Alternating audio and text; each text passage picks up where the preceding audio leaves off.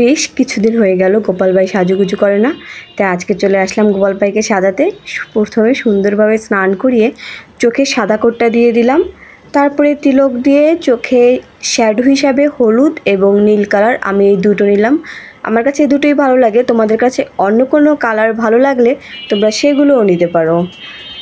চোখের মণিটা আঁকার সময় অবশ্যই আগে আকৃতি দিয়ে নিতে হবে, না হলে দুটো চোখের মণি দুই রকমের এবং দুই স্থানে হয়ে যায়। তাই প্রথমে আকৃতি দিয়ে তারপর চোখে লাইনার করে দিলাম। এরপর চোখটাকে অরিজিনালভাবে আকর্ষণীয় করার জন্য ব্লু কালার কোড দিয়ে দিলাম, তোমরা চাইলে হলুদ কোডও দিতে পারো। তারপরে এই ছোট্ট ছোট্ট ঠোঁটে লিপস্টিক পরিয়ে দিলাম।